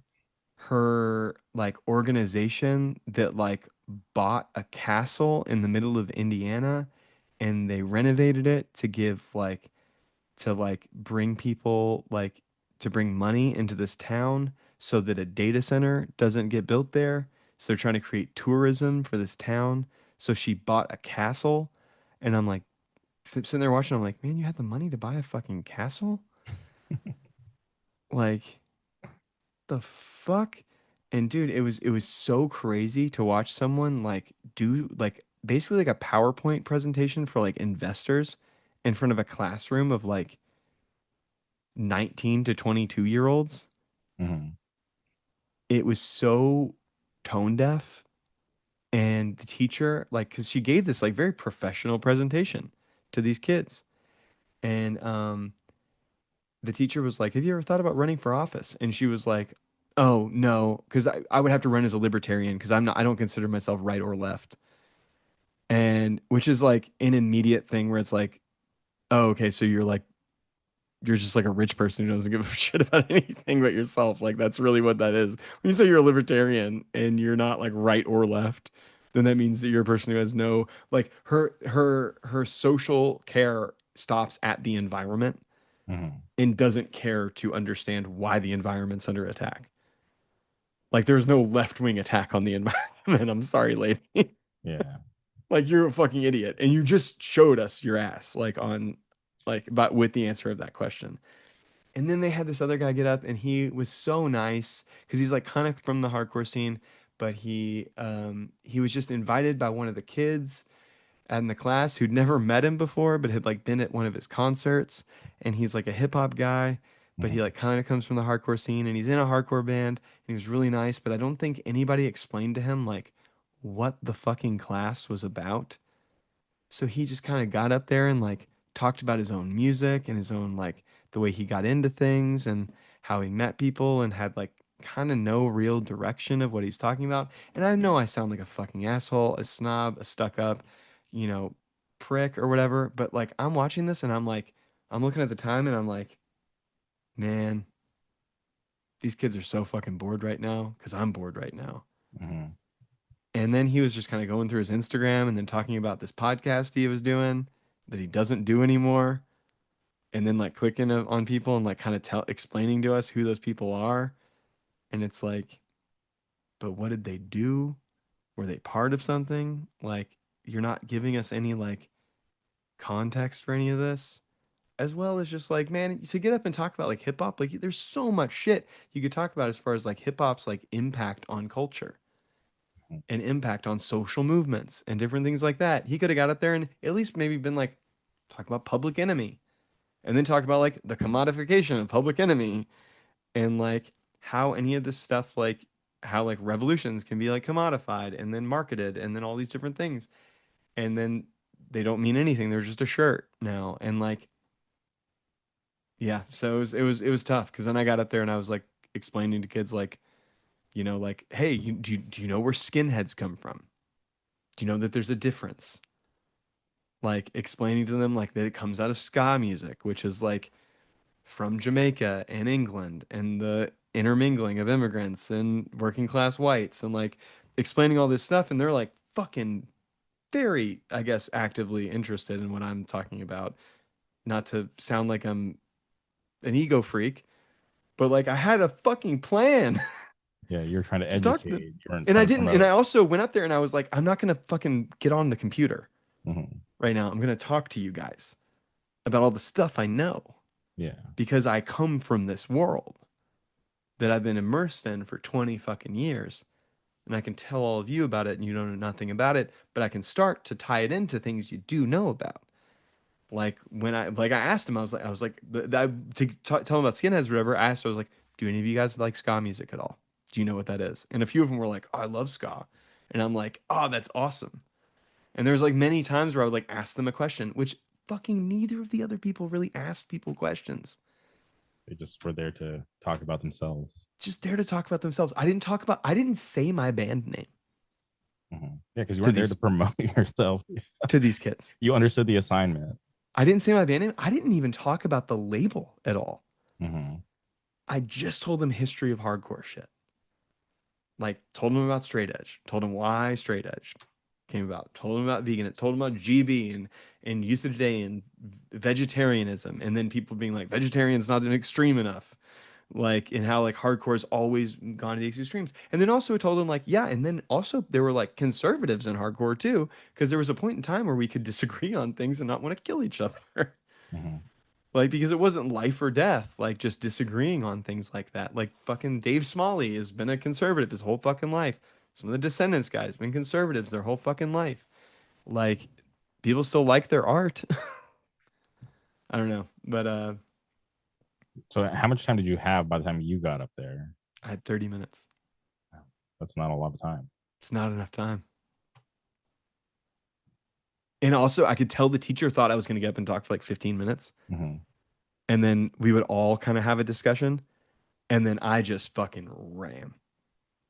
I had so much shit to get, and I didn't even get through to like half the shit. I got to a point where I was just like, I'm trying to figure out what to tell you guys next because I've just got too much to talk about. So, I told them about the suicide file. Shout out Philly. Oh man, yeah, it was fun. I don't remember why I thought about to tell you that story. I guess just 'cause how fucking hectic my life's been lately. Can I ask you about the fest? Yeah, go for it. We're like a couple months removed. Like looking back, like how do you feel like it went over? Everybody seemed to say it was one of their favorite years. So, if I'm going off of what other people have told me, then I think it was pretty good. Are you satisfied with how it went down? Wish more people had come, but that's about it. Okay. That's all you can ever say is wish more people had come. Because if more people had come, then we wouldn't be in like this like how much money did we lose conversation. Mhm. We could be in a oh thank God, whew, like situation. But it's like the numbers still aren't in on certain things, so the numbers may never be in on certain things. Okay. Um, so yeah, but I mean, Melwood seemed to really like it, so I think it's definitely going to happen at Melwood again. Oh wow. Okay. Uh, um, we even like talked with them, and they're willing to like work with us on using less days so we can cut the cost down a little bit. And we legit had our first talk on like figuring out budget, figuring out like what headliners to shoot for, and then try to find two headliners similar to what we did last year, and then I'm just gonna go ahead and say every other band after that is gonna be working cool new bands that we think deserve to play on that stage. So I have the hope that whatever bands are playing next year will activate their scenes to show up and make sure their sets are crazy, because that's what these fests should be, and that's what they used to be. You don't just get a cool set just because you're playing the fest. You get a cool set because you talk to your kids in your city and you say like, hey, like 15 of you need to come and like learn the words. Yeah. Set that shit off. 15 of you need to come and make the set look cool. Like, um, I think Walk Alone did pretty good Mhm. considering like that we are a band that has done very little, but I've done like a lot of groundwork to like engender goodwill for people to want to like mosh and not just sit it out. So like you got to do that. Okay. Well, that's good to hear that you guys are already starting to work on next year. And Yeah, no, I'm excited, and I mean, there's a ton of bands like there's too many bands I want to play already, mhm. but and we're gonna do our best to not repeat on last year, but unfortunately, that means that we probably will repeat on FYA, or I'm trying to think of what we'll probably repeat. I know we're probably gonna repeat a little bit off of what Flyover has coming, because I've seen the Flyover lineup, which Mhm. is sick. So if anybody can find a way to be in fucking Oklahoma City this fall, you should, because that lineup is gonna be fun. A lot of LDB bands, I can say that. Nice. Great support. Yes, so it'll be cool. A lot of LDB bands from that region, Mhm. which should be cool. Okay. Well, I'm looking forward to going back next year. I feel like I always have a good time. Like I've never went and regretted going. Yeah, I know Sam asked a bunch of people at UB this weekend what they thought about the fest, and they said it was the most fun they'd had playing. Mhm. Like several people said, like I think Lennon said it was the best Face the Pain set that they played, which I kind of can't believe, because I would imagine like the Rebirth showcase would have been better than Mhm. LDB, but their set at LDB was very fun. Mhm. So yeah, I mean I had a really good time. I mean, a couple things. I mean, I'll say the walkout for Saves the Day was a little bit of a bummer. Um but everybody who stayed, like the 400 people who stayed for the Saves the Day set, like all cared to be there and moved the fuck up. So it was fun. It sucks. You heard about Morgan's back, didn't you? Yeah, yeah, about that bad dive, Yeah, she right? broke Yeah. like 4 bones in her back or Oh, she actually something. broke. Okay, I thought she just like sprained something. I didn't know she was Oh, no, broken she stuff. she found out like a month later that she had broken bones in her back. Jeez, There ain't nothing you can do about that except for just kind of fucking. Actually, I need to. It's been it's been like a week since I've talked to her, because we texted a little bit after we got home from tour, but I've been so busy since I got home, and she's been taking it easy because of her back. Um, I haven't seen her at the last couple shows, so I need to see how she's doing. But yeah, I mean that shit sucks. I really wish people were better at being stage dove on. I think people need to be better at stage diving, Mhm. but another step of that is people being better at being stage dove on. These things, there's a dialectic between the two of these things. But I do wish that more people had stuck around for Saves the Day, just because it was the most fun I had all weekend. But I mean, iconic fucking terror set. Like one of the best terror sets I've seen in a very long time. Better than the last time they played LDB, and definitely better than the first time they played LDB. Which for them to be able to do that this deep. I mean, you say that about terror like any point in time. You're like, man, for them to be able to do this deep in their career, and then find yourself saying that shit like 3 years later. Yeah, they Like, and it's crazier than it was the last time you said it.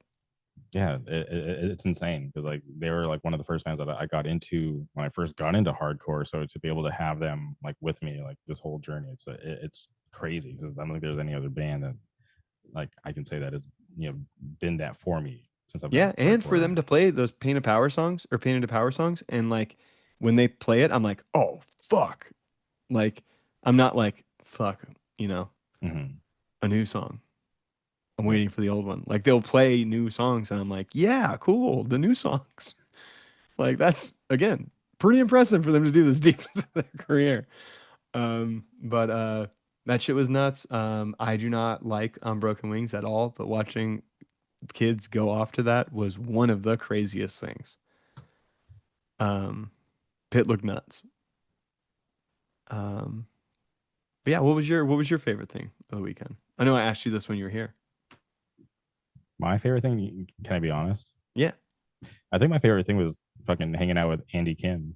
dude, Andy Kim is the man. I didn't know this. He works at Guest Room Records now.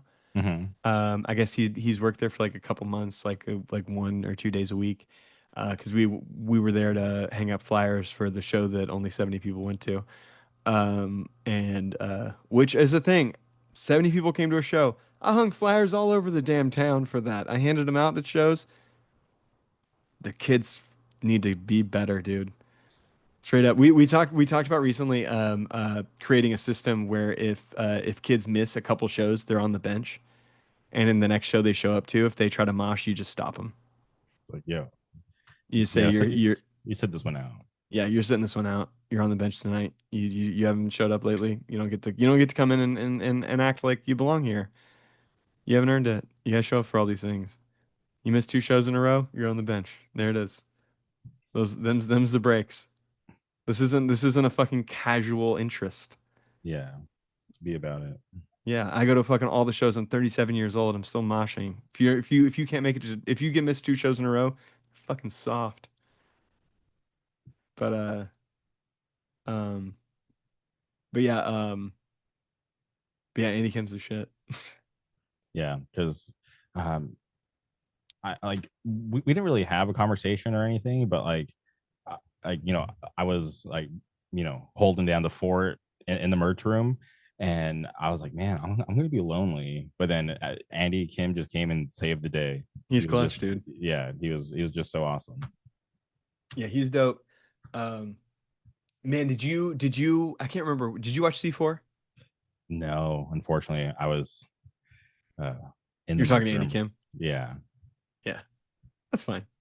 Um, dude, did you heard what happened during C4 with that kid turning his finger, right? no, You didn't hear this? Oh, there's no way we weren't talking about this that night. But for the sake of we're on the podcast now, I feel like I okay, should at least tell the story and then maybe you'll remember. So this kid Marley from like I think Dayton, Ohio, fucking elite tier mosher. okay, He dives during C4 and dislocates his finger. This one, it's just like sideways jeez, at the knuckle. He dives. We're a bunch of us are up on the stage right. He stands up. He looks up. He holds his hand up oh, to us with his finger sideways mm-hmm.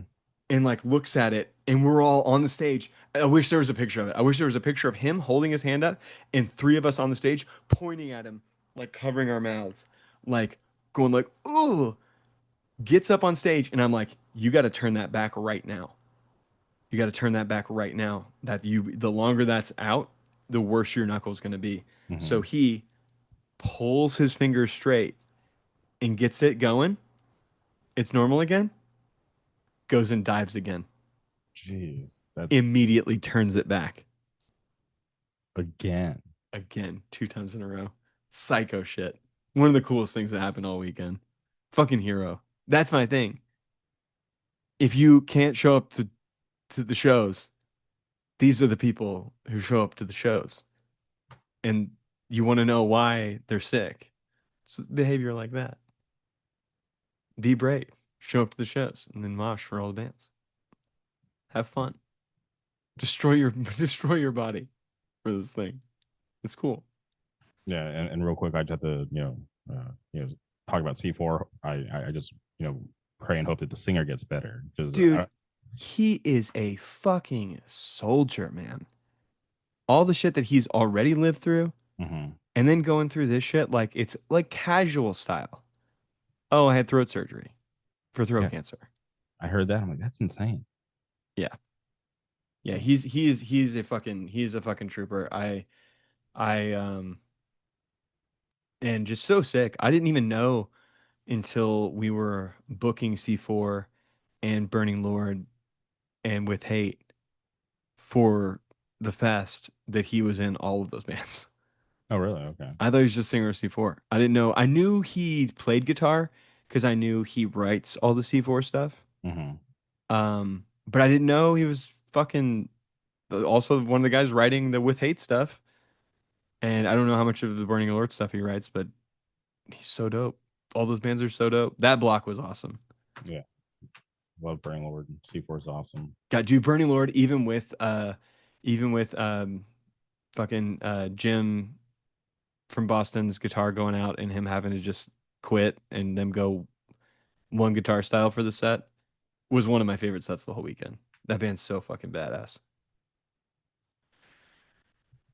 I wish they weren't all like construction workers so they could come back and play the pre-show next year, but they're all like construction workers. I didn't know that. But, yeah, I definitely enjoyed the fest, and I was I'm always biased, but seeing stateside there again, I'm like, oh, this is great. I love seeing like actual friends from home Yep. somewhere else. So that was a joy for me, and obviously getting to hang out with like you and Ash. Obviously, like I'm always so grateful for you guys letting me come out and stay with you guys and help run the table. That's always fun. And Jeff being back this year because he took last year off. So He didn't take last year off. We accidentally did not hit him up and he made other plans. Somebody thought they had hit him up and nobody did. So yeah, he is the fucking goat though. He's the reason why all the videos from the year he didn't film got out. Mhm. He fucking took control and made that shit happen, which was dope.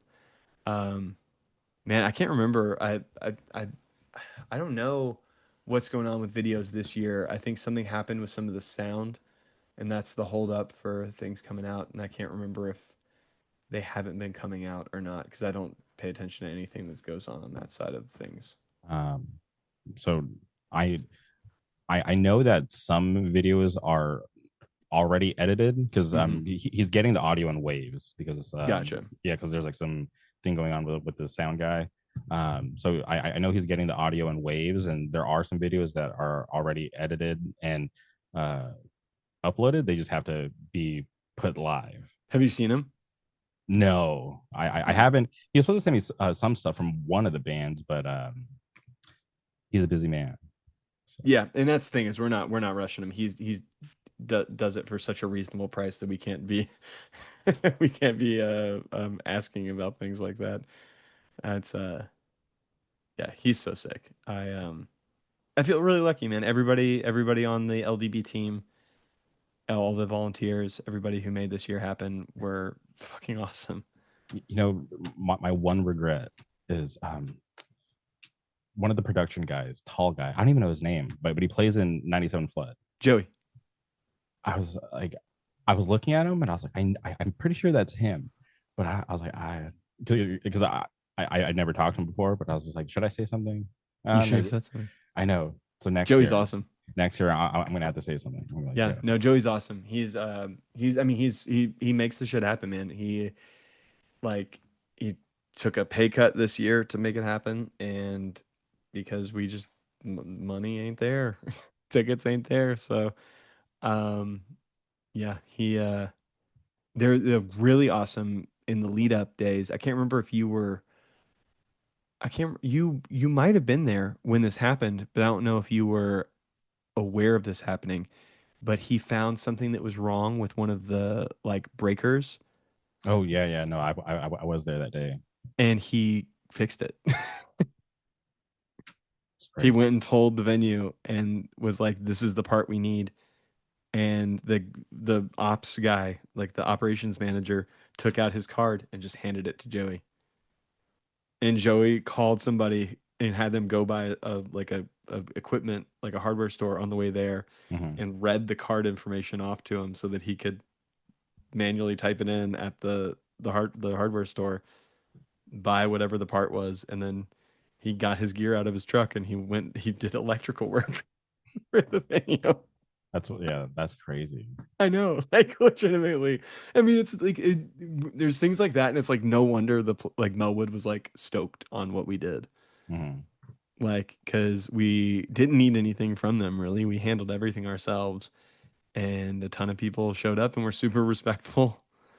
Like shopped the businesses around, like were very nice to all the stores. Like the old lady who ran the antique store, like she came over like multiple times to like the Melwood office and just talked about how like wonderful all the attendees were. That's awesome. just so cool to hear. Like when you think about what we do at the show. Yeah. For like if like a lot of outsiders will look at it and be like, this is crazy. Yeah. Did you watch Division of Mind? No. Brother, dude. You need to watch more bands next year. I don't care if the table isn't watched for as long. All right. Next year. We'll recruit another youth to help you with the table, and we'll let you watch more bands because, dude, the Division of Mindset. I refer to it as swimming with sharks. Okay. That's what it felt like. Because it was scary. Like everybody wasn't moshing all the time, but at any point somebody could just start going berserk, and there would be just a feeding frenzy. Yeah, they just put out a new record, and it is so sick. And like, it's always surprising. That record's been like waiting to come out for like fucking 3 years though.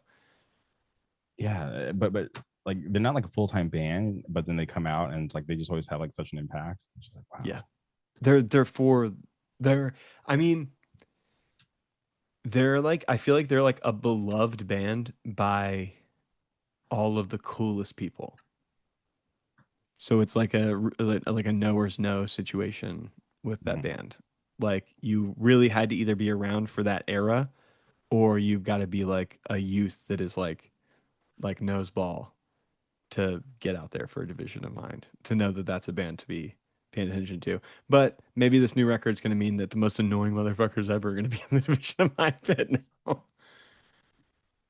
Yeah, they've always been sick. Yeah, so sick. I will say, man, the wackest thing I saw all weekend,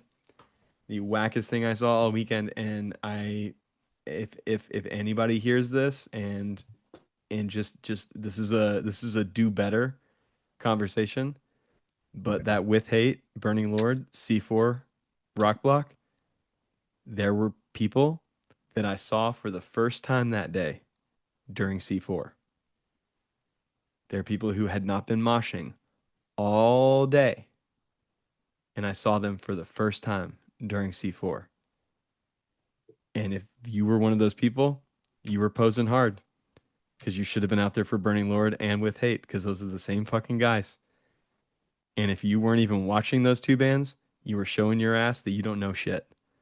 And you get smart, stupid. Like, straight up. Like, I don't know what to tell you. Like, if you are not moshing for anything before 4 p.m. at the fest, then you need to check out more shit.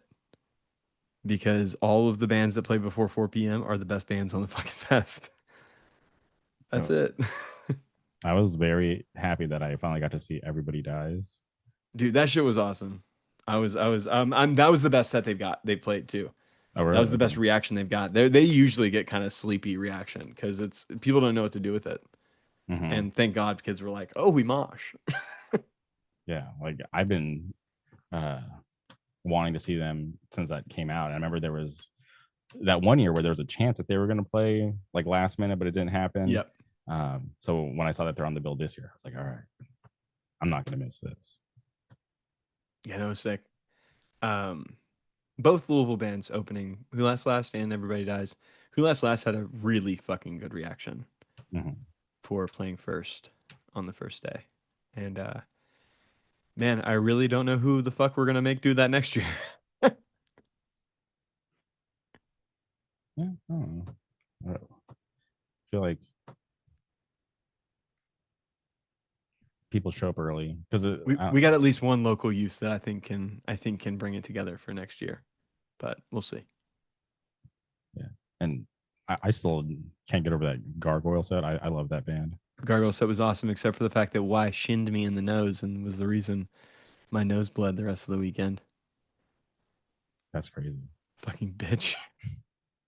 Yeah, I was wearing my Gargoyle hoodie the other day because it was like randomly cold. I'm like, I'm gonna wear my Gargoyle hoodie. This is a great excuse. Hell yeah. Is it you got the X gargoyle Yeah, on the sleeves? God, yeah. I think Nariah printed those and he was like, never again will I print anything that stupid. Because I guess it's just a pain in the ass. It's awesome. And I always get looks. So people are like, Gargoyle Stave. Why are there two A's? It was awesome. I can't remember what it was. I was texting somebody the other day and I accidentally put two A's in something. I just left it. Very good. Very intentional. Uh-huh. Um, Trying to think of what else we got to talk about. well, okay. Very early on, you mentioned briefly like you're gonna watch Daredevil. So We're gonna watch Daredevil. So you haven't even seen a single second of the Nope. new season. Have you already watched it? That's my Tuesday night. I'm like, don't talk to me. I'm not doing anything. There's an hour where I just need to be in front of my screen and watching Daredevil. Did you watch the trailer for the Punisher thing yet? I have not. Looks pretty good. Okay. Looks pretty good. That's good to hear. But I'm trying to think. So when we do get back on track for that, we got to watch Ironheart, and then what's next? What's his name? Wonder Man. Wonder Man. I've heard that's awesome. Yeah, I heard he's getting a second season. So Good. I heard that one was like really good. Mhm. Are you looking at like the Marvel chronological right now? I just had to look it up because it was on the tip of my tongue. But I know Wonder Man's coming out, or second season's coming out, so we got to watch the first season, and then obviously Daredevil because it's I was kind of scared. I was like, is season 2 going to be kind of corny? Like, how are they going to do this? But dude, season 2 is way better than season 1, which is insane. Because season 1 was so much fun. This Eyes of Wakanda thing. I didn't know about this, but this is a TV miniseries Mm-hmm. that came out last year. I didn't even know about that either. I love Wakanda. Me too. Wakanda Forever or whatever.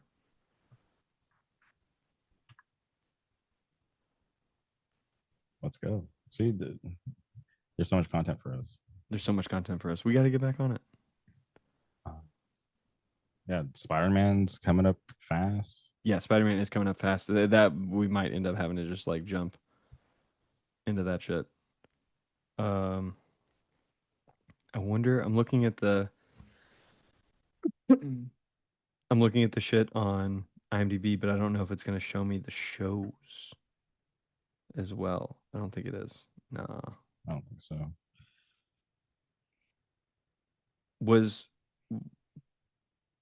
the last movie the Black Panther 2? That we did? Yeah. No, I don't think so. That doesn't sound right. What was the last movie?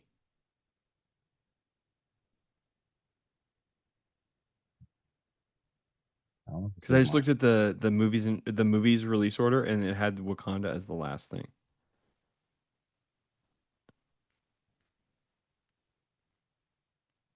But now I'm looking at movies and shows. Now I'm looking at movies and shows in the release order, and now maybe it's not. Thunderbolts or something, right?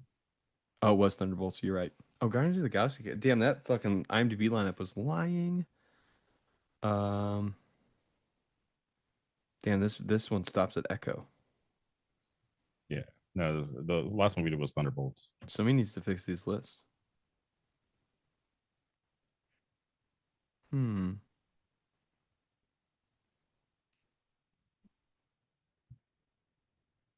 Have you been seeing any, like, keeping up with any, like, the rumors, or you just been kind of? No, I've been so out of the fucking loop.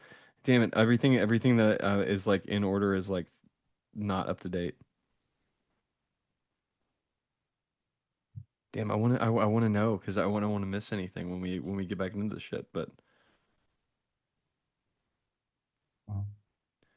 people are not posting this shit correctly. I guess no, I can just look at Phase 6 because that's how far we are now. That's pretty fucking gross. And it's only going to get crazier. It's like, Yeah, so we do have I guess Eyes of Wakanda and Marvel Zombies was the thing too. I did not watch And that. then yeah, Vision Quest comes out this year. That should be pretty cool. Yeah. I'm damn, was Ironheart in Phase 5 then? Yeah. We are so fucked. Okay, it was the last thing. All right, so okay, it was the last thing. It was after Daredevil Born Again. Yeah. So it's not like. So yeah, so Phase 6 is just now starting. Mhm. What was the first movie of Phase 6? Hasn't happened Here- yet. Hasn't happened yet. Oh no, it was Fantastic Four. Technically. So yeah, so we just need to watch Ironheart, and then maybe some of these other fucking things, but they'll be easy. They're like miniseries. Yeah, I haven't heard any of the rumor shit. I know that Jessica Jones is in the fucking thing. So I'm excited. There was a new one that popped up yesterday or 2 days ago. About what? Daredevil. There was another spoiler accidentally. For this Daredevil season I don't know if it's this season or it's gonna be next season. of But Daredevil? They're already thinking about doing another season of Daredevil? I think so, yeah. Okay, all right. Dude, I didn't know if they were just gonna do this and then be like, all right, now we're just done with Daredevil. We're gonna move on to other shit. Yeah, because another actor posted a picture and quickly deleted because I think he got yelled at. Wait, was it? You want to say his name? Yeah, go for it. Mike Coulter. I did hear about that. Okay. Yeah, I did hear people were thinking that Luke Cage is coming back. Yeah, Well, that's gonna be dope. apparently even Finn Jones. I heard that too. Yeah. So That like, was what I thought you were gonna say because I thought I heard that too. yeah. That's what Honestly, would love to see it. that's what I'm just gonna Season like, 2 of Iron Fist is so much better than the first season, yeah, and I'm sad there wasn't a season 3. me too because it looked like it was gonna be cool. And all, I'm sorry, but if everybody knew, if Ozark and Task, have you watched Task yet? Yeah, I haven't heard of that. Okay, HBO show. It's the same dude who did Mayor of Easttown. Dude, it's a really short show. It's very short. It's Mark Ruffalo and that guy. Fuck, I think it's David Pelfrey. I think that's the guy's name. He's from Iron Fist. Tom Phil. Tom Pelfrey. Tom Pelfrey. Okay. Okay. He's in it, and if people knew what that guy, like, if people were like believing in that guy yet, which they Mhm. all should have been after watching the first season of Iron Fist, because he's so good in it. Yeah, he's awesome. If we had known what kind of a star power I feel like that guy was gonna have with stuff with Ozark and this Task show that he's been in, I honestly think maybe Iron Fist season 3 would have been greenlit off of the fact that he's in it. But Yeah. they didn't know what they had. They didn't know they had one of the best actors of our generation in it. You should definitely watch Task. It's awesome. Okay. It was a show that was extremely hyped up to me by Jim Barron a lot too. And when Mhm. Jim Barron hypes something up, I usually know it is good, but for some reason I feel no need to watch it. Why? I don't know because he's such a shithead, dude. I love him so much, but sometimes when he's like he's trying to get me to watch The Pit so hard that I'm like, I'll get around to it one day maybe. And I know I'm gonna watch it and I'm gonna be like, damn, this is the best show ever because I know he's right. But part of me just like has an aversion when Jim Barron hypes stuff up so much. I think it's because I tell him to check shit out and then he checks it out and hates it. Oh, okay. So it's a little. that like when he tells me to check shit out, I know it's probably dope, but like he's such a fucker that I'm like resistant to let him be right about something. Because he's usually right about shit like that. Usually when he tells me I would like something, he's not fucking wrong. Yeah, I'm looking at the ratings. It's pretty high What?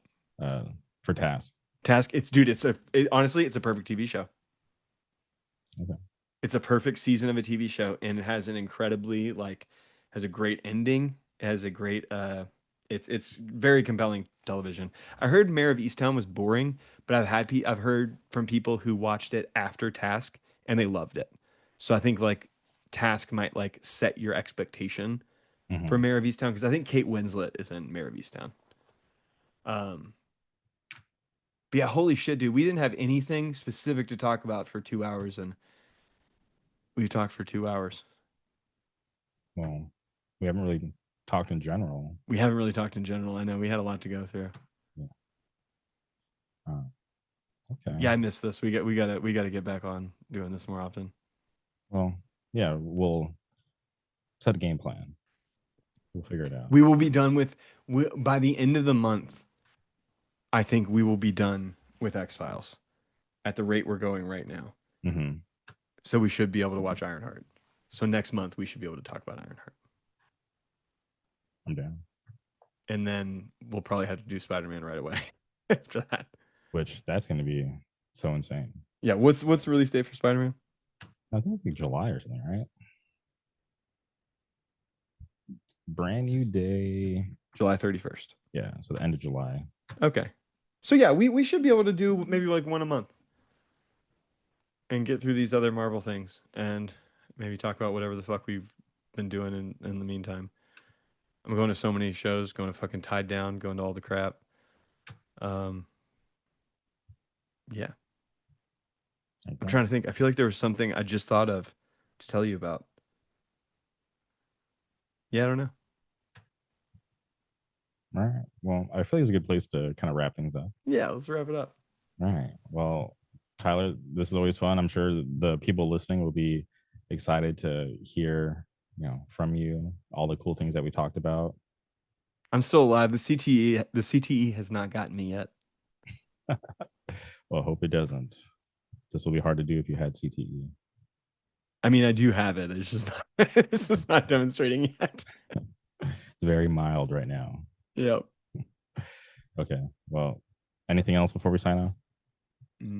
Dude, learn fucking lyrics. Go up front at shows. Mosh for your friends' bands. Like, the same message I have every fucking day, every fucking year. Yes. Start a band, book a show, keep your scene alive. For sure. All right. Well, appreciate you taking the time to do this. Thank you, everybody, for tuning in. We'll be back soon. Goodbye.